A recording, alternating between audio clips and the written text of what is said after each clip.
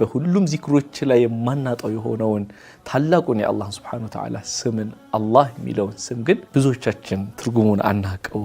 والله ብዙ እዝነቱን ማየት ይችላልሁኝ ስሰሙም ሆነ ወይም በጽሁፍም ተጽፎ ሳይው ያው ከፍተኛ ኢማን ይጨምርልኛል ብዬ አስባለሁ። አላህን ብቸኛ አምላክ የማድረግና ጌትነቱን አረጋግጦ አምልኮ ለሱ ብቻ መስጠትን የምታስወጅበው ግድ የምታደርገው አቃል ከሊመተ ተውሂድ የምትባለው አቃል በእስልምና ውስጥ ስለዚህ ይሄ ድንጋያችንም አላህ ነው፣ ይሄ ጨረቃችንም አላህ ነው እንዳይባል ያከሉበት ነገር አለ። እሱ ምንድነው? ቻይ ነው፣ አዛኝ ነው፣ ሁሉ ስራው ሁሉ ደግሞ በጥበብ የተሞላ ጌታ ነው። አንድም ስራው ጥበብ የሌለው አርራህማን የአላህ ስም ነው። አላህ የአርራህማን ስም ነው አይባልም። አርራህማን የአላህ ስም ነው የሚባለው፣ ወይም ደግሞ አልማሊክ የአላህ ስም ነው የሚባለው። የአላህ ሐቅ በባሮቹ ላይ ያለው እሱ መብት፣ ባሮቹ ደግሞ ከሱ ላይ ያላቸውን መብት ታውቃለህን አሉት። እኔ ምን አውቃለሁኝ ያ ረሱላህ፣ አላሁ ወረሱሉሁ አዕለም አለ። የአላህ አምልኮ የሚባለው ከውዴታ ጋር ስንፈጽመው እንጂ ጠልተን ስንፈጽመው አይደለም።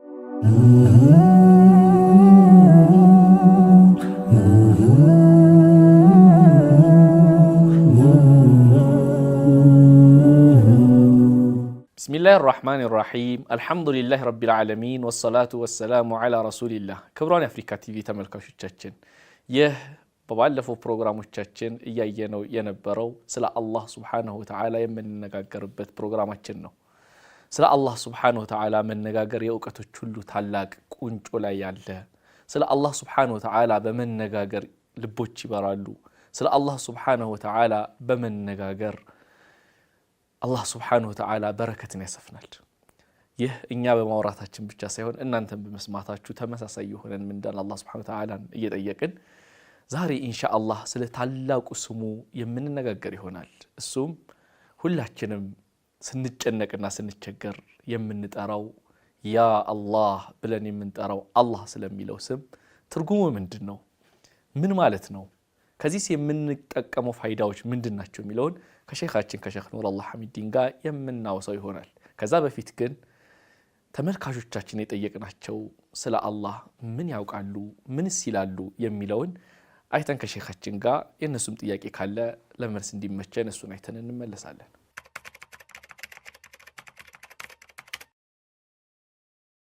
አላህ የሚለው ስም ድሮ ልጅ እያለን የሆነ የተፈጠረብኝ ምስል ነበረ። ማለት አላህ ይቆጣል፣ አላህ አሁን ግን ሰምሃው በትንሹ መቅመስ በቻልኩት والله ብዙ እዝነቱን ማየት ይችላልሁኝ። ኢምራን ዛሬ ላይ እዚህ መሆን የሚችል አይነት ሰው አይደለምና አላህ ሲባል والله እዝነቱ በደንብ ትዝ ይለኛል ምናምን ነገር ያን በደንብ ፊል አደርግበታለሁ። የኢማን የቀልብ ጉዳይ ስለሆነ አላህ ሲባል በእዝነቱ ረገድ ኢማንን በደንብ እንድተዋወስ ምናምን ያደርገኛል። አላህ የሚለው ስም ያው ስሰሙም ሆነ ወይም በጽሁፍም ተጽፎ ሳይው ያው ከፍተኛ ኢማን ይጨምርልኛል ብዬ አስባለሁ።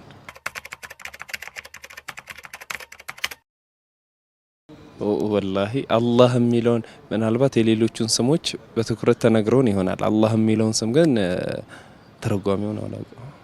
والله አለም ሰምቼ አላውቅም። مرحبا شيخ، السلام عليكم ورحمة الله وبركاته. عليكم السلام ورحمة الله وبركاته. መቼም ታላቁን ስም ነው ዛሬ የምናነሳው። አላህ Subhanahu Wa Ta'ala ለዚህ አድሎናልና ከመጀመሪያ ተመልካቾቻችንም እውነት ነው ብዙ መስጂዶች ላይ አርራህማን ትርጉም ከነ ትርጉሙና ከነ ብዙ ኢማናዊ እንትኑ አፈሩ ወይም ተጽዕኖ ይነገራል። ስለ አልማሊክ ስለ ሌሎችም ስሞች አልገፋር አልገፉር። ነገር ግን ሁሌ በሁሉም ዚክሮች ላይ የማናጣው የሆነውን ታላቁን የአላህ Subhanahu Wa Ta'ala ስምን አላህ የሚለውን ስም ግን ብዙዎቻችን ትርጉሙን አናቀውም። ብዙ ከተጠየቁት ጥያቄዎችም ይሄን መልስ ቅንጫቤ ነው እንጂ ከብዙዎቹ ጥያቄዎች ዋናው አናቀውም የሚለው ነውና ምንድነው እስኪ አላህ ማለት ማዕናው ምንድነው? ትርጉሙ ምንድነው? ቢስሚላሂር ረህማኒር ረሂም አልሐምዱሊላሂ ረቢል ዓለሚን ወሰለላሁ ወሰለም ዐላ ሰይይዲና ሙሐመድን አልሳዲቂል አሚን ወዐላ አሊሂ ወሰህቢሂ አጅመዒን። የሚገርመው ነገር አላህ የሚለው ቃል የማንልበት አጋጣሚ የለም። ግን ወሚን ሽደት الظهور الخفاء የሚባል ነገር አለ አይደል? በጣም ግልጽ ከመሆኑ የተነሳ ተደብቁ ማለት አብሮ ሆኖ ያኒ ያልተረዳኸው ነገር አሁን حتى አዝካራችን ዱዓችን እንቅስቃሴያችን ሰላታችን ሁሉ ነገር እኮ የአላህ ስም ሳይጠቀስበት አላህ የሚለው ቃል ሳይጠቀስበት የሚከናወን ነገር የለም። ግን في نفس الوقت አላህ የሚለው ቃል ትርጉሙ ምንድነው ብሎ ማንም ሰው ብዙ ትኩረት ሰጥቶ አያውቅም። ዑለማዎችም ሲያስተምሩ አልহামዱሊላሂ ረቢል ዓለሚን የሚለውን ሊላህ ያለውን አላህ ቃሉን ጃርና መጅሩር ነው متعلقون على كذا ብለው ያልፉትና አርራህማኒ ላይ ትኩረት ያደርጋሉ። حتى ደራሲዎች ራሱ እንደዛ ነው የሚያደርጉት እና ሌላ እንትን የለውም من شدة الظهور الخفاء ነው። ግን አላህ የሚለው ቃል من أسماء الله الحسنى ዋነኛው ስምና ሌሎቹ ስሞች ለሱ ሲፈት ሆነው የሚመጡለት ስም ነው። اسم الذات ነው እንብል اسم العلم لذات الرحمن عز وجل لذات الله عز وجل መጠሪያ ዋነኛ ስሙ እሱ ነው። ስለዚህም አላህ አላህ አላህ ነው ሁሉም ማለት ነው። حتى እንትን ስትምል والله ነው ስትገዝት በአላህ ነው። بالرحمن بالكريم بالغفور ማንም አያስታውስም እና የሚገርም ነገር ነው እና ማዕናውን እንግዲህ ዑለማዎች በተመለከቱት መልኩ ቋንቋዊ ትርጉሙንና ዑለማዎች የሰጡትን ትርጉም እያየን እንሄዳለን ማለት ነው። አላህ የሚለው ቃል አቡል ሀይተም እንደሚሉት ፈከሊመቱ አላህ አስሉሁ ኢላህ ነው። አስሉ አሊሃ ከሚለው የተወሰደ ነው። ለምን አላሁ ስብሓነሁ ወተዓላ ምን ብለዋል? አስሉ ኢላህ ነው ብለዋል አቡል ሀይተም። ማስረጃ ያደረጉት መተኸዘ አላሁ ሚን ወለድን ወማ ካነ መዐሁ ሚን ኢላሂን አላህ ልጅን አልያዘም ከእርሱም ጋር አንድም ኢላህ አልነበረም። ኢዘን ለዘሀበ ኩሉ ኢላሂን ቢማ ኸለቅ ኢላህ ነው አስሉ አሉ። ቃሉ ላ የኩኑ ኢላህን ሐታ የኩነ ማዕቡደን ኢላህ የሚለው ቃል ትርጉሙ ማዕቡድ ማለት ነው። ምክንያቱም ኢላህ የሚለውን ስያሜ አይሰጠውም ማዕቡድ እስከሚሆን ድረስ። ማዕቡድ ከሆነ ማዕቡድ ማለት የሚመለክ ማለት ነው። ስለዚህ አላህ ማለት ተመላኪ ማለት ነው። በቃ ተመላኪ አምላክ እንደምንለው ማለት ነው። ስለዚህ አላህ ስንል ቀጥታ ጌታ ተመላኪያችን እምናመልከው የሱ ባሮች ይሆን የሚል ትርጉም ነው የሚይዘው ማለት ነው። ወሐታ የኩነ ለዒባዲሂ ላ የኩኑ ኢላሃን ሐታ የኩነ ማዕቡደን ማዕቡድ እስከሚሆን ድረስ ወሐታ የኩነ ለዒባዲሂ ኻሊቀን እንደገና ፈጣሪ እስከሚሆን ድረስ ወራዚቀን ወሙደብረን ሲሳይ ሰጪ ነገራቶችን አስተናባሪ ቻይ የሆነ ጊዜ ብቻ ነው አላህ ሊባል የሚችለው። ወመን ለም የኩን ከዛሊክ ፈለይሰ ቢኢላሂን እንደዚህ ያልሆነ ደግሞ ኢላህ የሚለው ስያሜ ሊሰጠው አይችልም። ሐታ ወኢን ዑቢደ ዙልመን ነው የሚሉት ዝም ብለው በበደል የማይገባው በግፍ የማይገባው ሆኖ ቢያመልኩትና አምላካችን ቢሉት እንኳ አምላክነት ተገብቶት አይደለም። ስለዚህ አላህ ሊባል አይገባውም ማለት ነው። አላህ የሚለው ቃል ማእሉህ ከሚለው የተወሰደ ኢላህ ከሚለው የተወሰደ ስለሆነ ስለዚህ ማዕቡድ ማለት ነው፣ ተመላኪ ማለት ነው። ስለዚህ አሁን ከእሳቸው እንኳን የቋንቋዊ ፍቺ ስናየው ለምሳሌ እንዴ ከሊም ይመለካል። ለምሳሌ ድንጋይ የሚያመልኩትም ድንጋይም ይመለካል። ስለዚህ ተመላኪ ማለት ከሆነ አላህ ስለዚህ ይሄ ድንጋያችንም አላህ ነው ይሄ ጨረቃችንም አላህ ነው እንዳይባል ያከሉበት ነገር አለ። እሱ ምንድነው? መመለኩ ብቻ ሳይሆን ለመመለክ የዳረገው ነገር መኖር አለበት።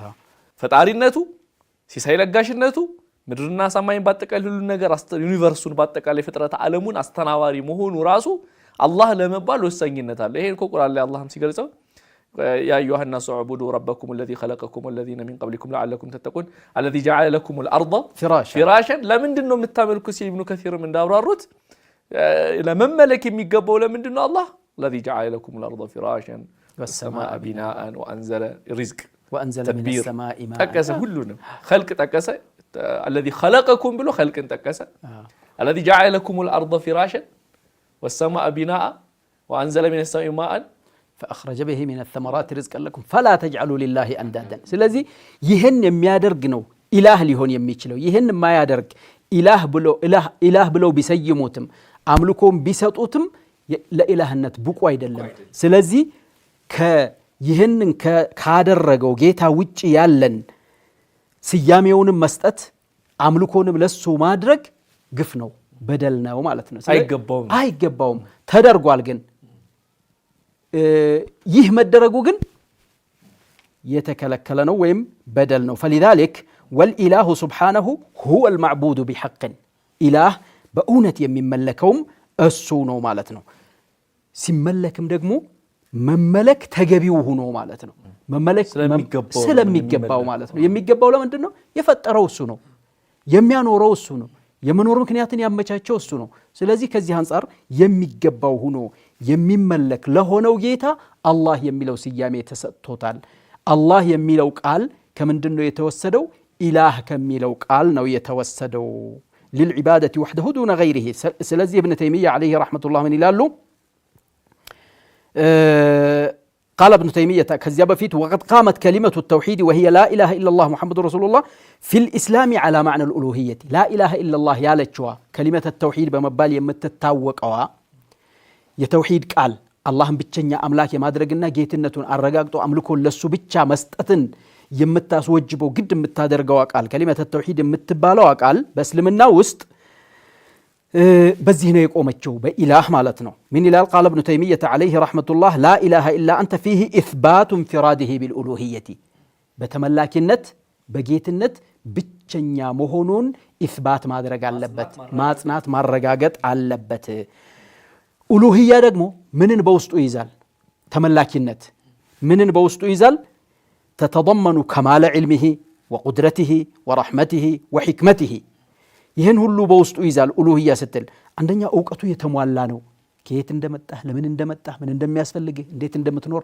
በደንብ ያቀሃል ይሄን ዒልሙን ታረጋግጣለህ አምላክ ነው ካልከው ማለት ነው ይሄንን የማይችል ይሄን የማይገባው ከሆነ አምላክ ሊሆን ስለማይገባው ማለት ነው እንደገና ቻይ ነው አዛኝ ነው ሁሉ ስራው ሁሉ ደግሞ በጥበብ የተሞላ ጌታ ነው አንድም ስራው ጥበብ የሌለው የለም ሕክማ የሌለው የለም አወቅነውም አላወቅነውም ለኛ ተመቸንም አልተመቸንም የተመቸንን ሕክማ አለው ያልተመቸንን ሕክማ የለውም ብለን የምንልበት እንትን የለም አላሁ Subhanahu Wa Ta'ala ያንዳንዱን ነገር ጥበብ የሞላው ነገር አድርጎ የፈጠረውና የሚያኖረው ስለሆነ ከዚህም የተነሳ ኢላህ የሚለው ስያሜ ተወሰደና ኢላህ ከሚለው ቃል አላህ የሚለው ስያሜ ተወሰደ ማለት ነው ስለዚህ አላህ ማለት ማዕቡድ ማለት ነው ተመላኪ ማለት ነው ጀዛኩሙላህ ኸይራን ሼክ ከዚህ ተመልካቾቻችን ይሄን ፕሮግራም የሚከታተሉት ሁሌም ምን ጠራው የሆነው የአላህ ስም ትርጉሙ በአማርኛ ሲመጣ አምላክ ተመላኪ ማለት ነው ለአምላክነትና ለተመላኪነት ደግሞ የተመላኪ የሚሆን ፈጣሪ መሆን አለበት ረዛቅ ወይም ሰጪ ለጋሽ መሆን አለበት እንዲሁም ደግሞ ፍጥረት ዓለሙን የሚያስተናብር ጥበበኛና ሌሎችም ባህሪያቶች ያሉት መሆን አለበት ይሄን ደግሞ ያሟለው አላህ ብቻ ነው ስለዚህ ማንንም አካል አላህ ተብሎ ለመጠራት ብቁ አይደለም ለመመለክም ብቁ አይደለም የሚል ነው በእነዚህ ደቂቃዎች ስለ አላህ ትርጓሜ ተረዳ ነውና እንደው በተቀሩት 2 ደቂቃዎች ላይ አረፍት እስከመውጣታችን በፊት ብዙ ጊዜ ካዩ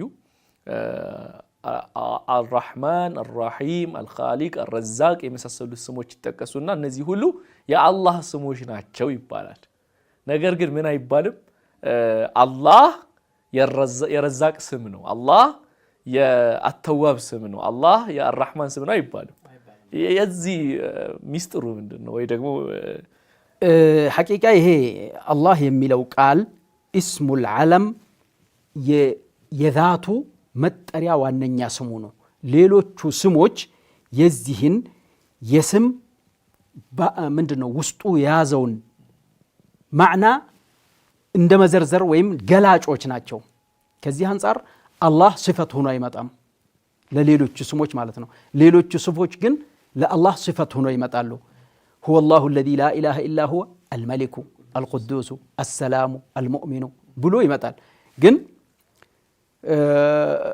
هو الرحمن الله ብሎ በሰመልኩ ግን አልመጣም አንድም ጊዜ ማለት ነው ስለዚህ አላህ የዛቱ የራሱ ስም ስለሆነ ነው اسم لذات الله عز وجل اسم العالم ይሉታል መጠሪያ ስሙ ነው ሌሎቹ ሲፈት ናቸው ነው ስለዚህ አላህ የሚለው ስም ሌሎቹን በሙሉ ባህሪያቶች ይዟል ከመያዙም ጋር ግን እንደ ዝርዝር ነው የሚመጣው እንደ ዝርዝር ነው የሚያዝ ስለዚህ ምን ይላሉ አስማኡላህ الحسنى تضاف الى اسمه الله ይላሉ ወደሱ ኢዳፋ ተደርገው ነው የሚመጡት تضاف اسماء الله الحسنى الى اسمه الله لان الله هو الاسم الجامع لكل الاسماء الحسنى መልካም የሆኑ የአላህን ስሞች በሙሉ የሚሰበስብ ስለሆነ በውስጡ ይሄን ትርጉም አዘል ስለሆነ ማለት ነው እሱ ሊያካትት የሚችለውን ትርጉም ሌሎች ስሞች ሊያካትቱ አይችሉምና ማለት ነው والاسم الاول الذي تنسب اليه باقي الاسماء يقال من اسماء الله الرحمن العليم الجبار ولا يقال من اسماء الرحمن الله አይባልም ከረህማን ስሞች አንዱ ስሙ አላህ ነው አይባልም ከአላህ ስሞች አንዱ ስሙ الرحمن ነው ይባላል እንጂ ጀዛኩሙላሁ ኸይራን ሼክ ክብራን አፍሪካ ቲቪ ተመልካቾቻችን ቆይታ ያደረግን ያለነው አላህ በሚለው ስም ትርጓሜውንና ያለውን ታላቅነት ይህ ስም ያየን ያለነው ከረፍት በኋላ ስንመለስ ቀጣዩን እንቀጥላለን ሳትርቁ ጠብቁን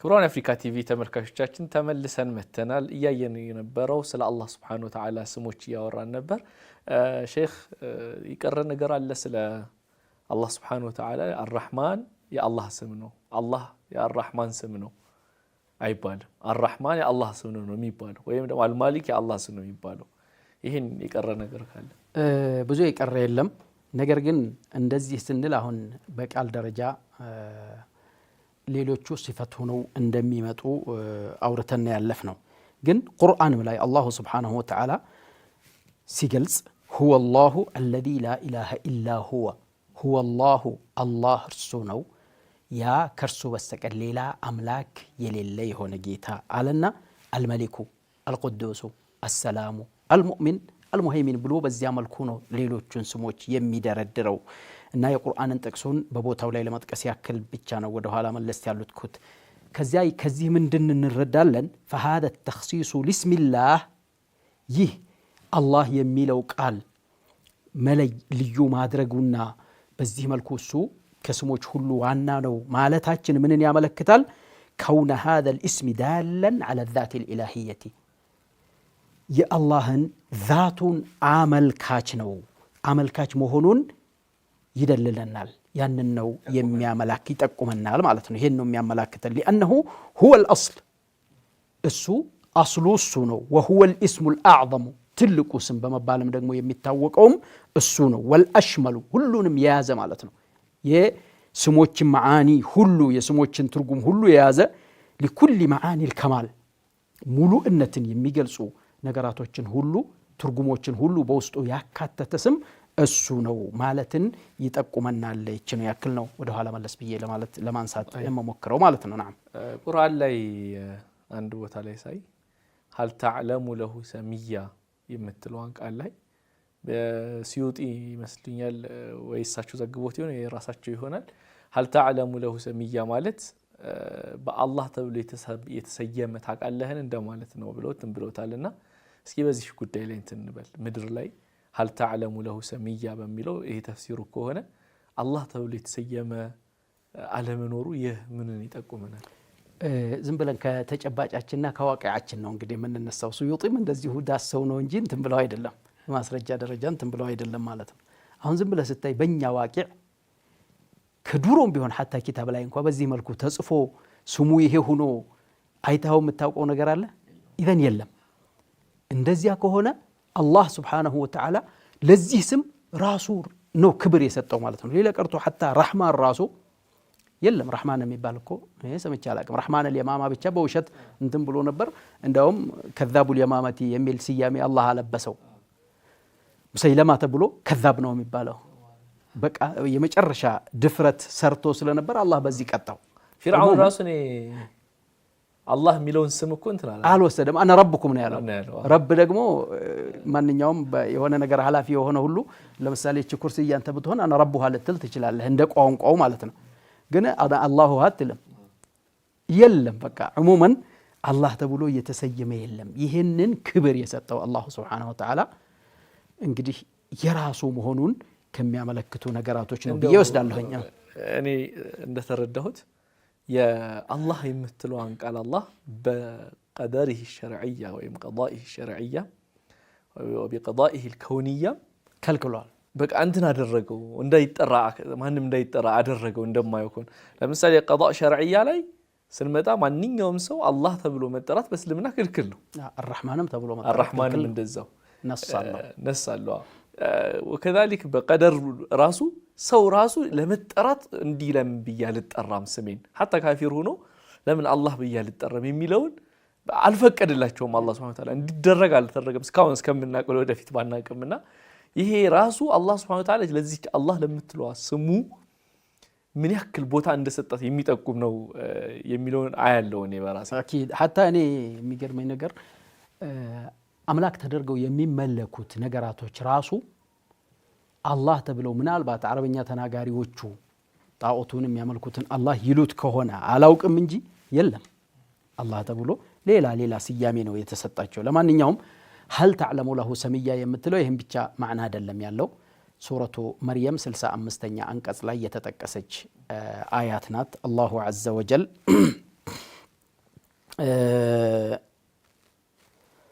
من ብሏል? رب السماوات والأرض فاعبده واصطبر لعبادته هل تعلم له سميا ይላል።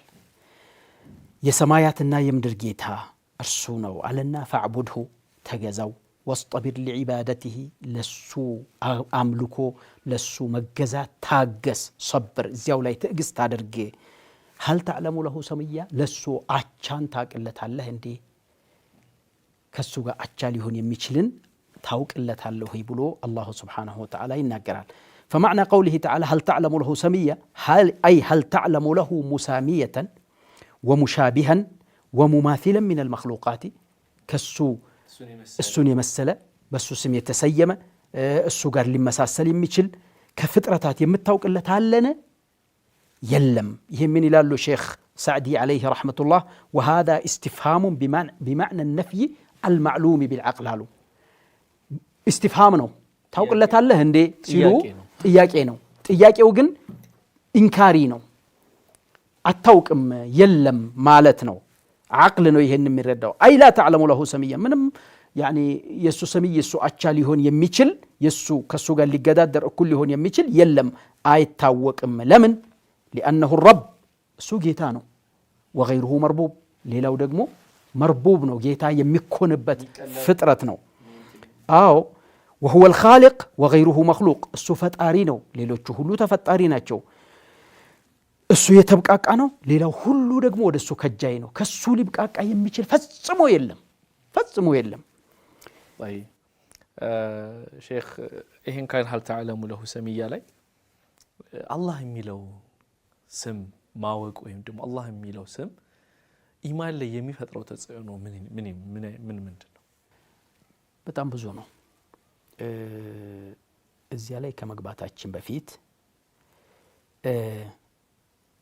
هل تعلم له سميا ከሚለው ልነሳና ይህ ቃል ራሱ አላህ Subhanahu Wa Ta'ala በዚህ መልኩ ያስቀመጠው ምንን ያመለክታል አሉ يدل على أن الله هو المستحق للإفراد والعبودية وأن عبادته حق وعبادة ما سواه باطل ከዚህ ላይ ምን ረዳው هل تعلم له سميا ሲል አቻ የሌለው ከሆነ እንግዳስ ልታመልከው ልትዋደቅለት ልትዋረድለት ዝቅ ልትልለት የሚገባው ተገብቶት ይህ የሚሰራለት እሱ ብቻ ነው ማለትን ያመለክታል። እሱን መገዛት የሱ ሐቁ መብቱ ነው ማለት ነው። كما ثبت في الحديث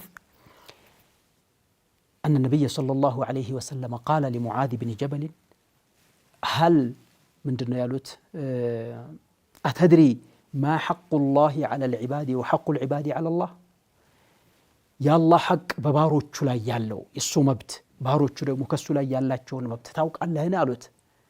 እኔ ምን አውቃለሁኝ ያ ረሱላህ አላሁ ወረሱሉሁ አዕለም አለ። እሱ ይወቁ እንጂ ይንገሩኝ አላቸው። ሲላቸው ሐቁላሂ ዐለ ልዒባድ አን ያዕቡዱሁ ወላ ዩሽሪኩ ቢሂ ሸይአ እሱን ሊገዙት ነው ምንም ነገር ላያጋሩበት የሱ መብት ይሄ ነው። የነሱ ደግሞ ያላጋሩበት ጊዜ ሌላው ወንጀል ሊመራቸው ነው ብለው አሉ። እንግዲህ هل تعلم له سميا እንግዲህ ያው ከአላህ ከሚለው ቃል ማዕና የወጣ አይደለም ማለት ነው። አላህ ማለት ማዕቡድ ማለት ነው ብለናል። ማእሉህ ማለት ነው ብለናልና አላህ ከሚለው ቃል የሚታየው ተጽዕኖ ኢማናዊ ተጽዕኖ ልባዊ ተጽዕኖ ብዙ ነው። ከዚያ ውስጥ የአላህ ስም የፈጣሪ ስም መሆኑ አሁን እንዳሳለፍ ነው ማለት ነው። ሁሉንም የጌትነትን ባህሪ በውስጡ ያካተተ መሆኑ ነው አንተን እንድታመልከው ለሱ እንድትተናነስለት የሚያደርግህ ማለት ነው። ፈስሙ አላህ ሁወ ልእስሙ ልአዕظሙ ወልአሽመሉ ሊኩል አስማኢሂ ብለናል ወሲፋቲሂ። አንደኛ ከዚያ ውስጥ የምናገኘው ዓላ ሰቢል ልሚታል ለልሐስር ተጅሪዱ ልመሐበት ሊላህ አዘ ወጀል ፍቅርህ ለአላህ ብቻ ማድረግን ያመጣልሃል። አላህ ማእሉህ ፈጣሪ የሚንከባከብህ የሚያኖርህ መሆኑን ከተረዳህ ይህም ማዕናውን ስትረዳ የሱ ፍቅር ልብህ ውስጥ እንዲያድር ያደርጋል። አንድ ሙእሚን አን አላህ ስብሓነሁ ወተዓላ ሁወ ልኢላሁ ልሐቅ ወልመውጁዱ ልሐቁ ተባረከ ወተዓላ የሚለውን እሱ ብቻ ነው እውነተኛ አምላክ ያለውም እሱ ነው የሚጠቅመው እሱ ነው የሚጎዳው እሱ ነው የሚለው ልብ ውስጥ ካደረ ሁሉም ኸይራት ሁሉ የማገኘው ከሱ ነው ካለ ልቡ ውስጥ ምን ያድርለታል? ምን ይገባል? የሱ ፍቅር ይገባል፣ የሱ ክብር ይገባል። ደግሞ ፊ ነፍሲል ወቅት የአላህ ክብር ውስጡ ይገባለታል፣ ያልቀዋል ማለት ነው። ያኔ ልቡ ለሱ ብቻ ተገዢ ይሆናል። አላህ የሚለውን ቃል ማዕናውን በደንብ ጠንቅቆ ማወቁ ይህን ያፈራለታል። ሁለተኛ ዒባዳ የሚለው ትርጉሙ ራሱ እኮ ጋር ስንመጣ ለአላህ መገዛት የሚለው ኢጅላለን ወተዕዚመን ወመሐበተን ብለው ነው የሚገልጹት። ኢጅላለን ወተዕዚመን ወመሐበተን ከመውደድ ጋር ነው አምልኮ። ለአላህ የአላህ አምልኮ የሚባለው ከውዴታ ጋር ስንፈጽመው እንጂ ጠልተን ስንፈጽመው አይደለም። ስለዚህ ጠልተውማ እኮ ምድር ላይ ያለው በሙሉ ለአላህ ዓቢድ ባሪያ ነው። ተኛ ሲባል ይተኛል፣ ተነሳ ሲባል ይነሳል፣ ተንቀሳቀስ ሲባል ይንቀሳቀሳል፣ ብላ ሲባል ይበላል። ነገር ግን ትክክለኛው ዒባዳ ኢጅላለን ወተዕዚመን ወመሐበተን ሲሆን ነው። እና አላህን በስትክክሉ ማወቅ የአላህን የምንፈጽማቸውን አምልኮ በውዴታ እንድንፈጽማቸው ማድረጉ አንድ ኢማናዊ ተጽዕኖ ነው ማለት ነው። ኢማናዊ ተጽዕኖ ነው። መሐባን ይፈጥርልሃል፣ እሱን ማክበርን ይፈጥርልሃል፣ ለሱ መተናነስን ይፈጥርልሃል ማለት ነው ልብህ ውስጥ። ሌላው ሁለተኛው ተሕቂቅ አልኢፍቲቃሪ ኢለላህ ዐዘ ወጀል ለአላህ ከጃይነትህን ያረጋግጥልሃል። በቃ አንተ በዓፊያ አላህን ትከጅላለህ፣ በዱንያ አላህን ትከጅላለህ፣ በኑሮ አላህን ትከጅላለህ። ዱንያ በሙሉ በአላህ እጅ ነው። እንደገና ደግሞ ከዚህ ዓለም ወደዚያ የተሻገርክ ጊዜ ደግሞ ጀነትን እንደሚሰጥህ አንተ ያኒ ከአላህ የማትብቃቃ ሁለንትንህ እሱ መሆኑን ያረጋግጥልሃል። ያኔ ያንተን ሙፍተቂርነት የአላህን ገኒዩን አንከ መሆኑን ታረጋግጣለህ ማለት ነው። አንተ ወደ እሱ ከጃይ፣ እሱ ደግሞ ካንተ የተብቃቃ ምንም ካንተ የሚፈልገው ነገር የሌለ መሆኑ ካንተ የሚፈልገው ነገር ቢኖር አንተ የሱ ባርነትህን እንድትገልጽለትና ያኔ ላንተ የፈጠረውን ነገር ሁሉ ላንተ ሊያደርግልህ ነው የሚሻው። ምክንያቱም እዚህ ዱንያ ላይ ሲፈጥርህ አንተን ባሪያ ሆነህ እንድትኖር ነው። ወማ ኸለቅቱል ጂነ ወልኢንሰ ኢላ ሊያዕቡዱኒ። ያኔ ደግሞ ሁሉ ነገር ላንተ ነው የተፈጠረው። የቁሉ ልመውላ ጀለ ወዐላ ወሁወ ለዚ ኸለቀ ለኩም ማ ፊል አርድ ጀሚዐን በምድር ላይ ማ ፊል አርድ በምድር ውስጥ ያለ ነገር ሁሉ አጠቃላይ ለእናንተ ፈጠረላችሁ። ለአንተ አገልግሎት ላይ የሚውለው አገልግሎት ላይ ታውለዋለህ፣ አገልግሎት ላይ የማይውለውን ደግሞ ለአንተ ዱዓ ያደርግልሃል። ሊአነከ ዐብዱላህ ዐዘ ወጀል። እና ይሄ ልብህ ውስጥ ሙፍተቂርነትን ያረጋግጥልሃል፣ ከጃይ መሆንህን ያረጋግጥልሃል። ምክንያቱም እኔ ባሪያ ስለሆንኩኝ ባሪያ ደግሞ ከባሪያ የሚጠበቀው ምንድን ነው? ለታዘዘበት ቦታ መገኘት፣ ለአለቃው ለሱ ለአሳዳሪው እንትን ማለት ነው። ዝቅ ማለት መተናነስና የሚያስፈልገውን ነገር ደግሞ ከሱ መፈለግ ነው። ስለዚህ አላህ አሰይድ እንደመሆኑ አረብ እንደመሆኑ ያንን ደግሞ የሚጠቁመው ደግሞ አላህነቱ ወይም ደግሞ ተመላኪነቱ ነውና አላህ የሚለው ስም ውስጣችን ሲገባ ፈላጊነትን መተናነስን ይጠቁማል። ጀዛኩም አላህ ኸይረን ሼክ። ሰዓት የኢማናዊ ተጽዕኖቹን ለመዘርዘር አልበቃንምና ወደ ቀጣይ ሐለቃ ብናዘዋወረው እላለሁ። እስካሁን እየተማርን ያለነው ክቡራን የአፍሪካ ቲቪ ተመልካቾቻችን ስለ አላህ ሱብሓነሁ ወተዓላ ትርጓሜውን አይተናል።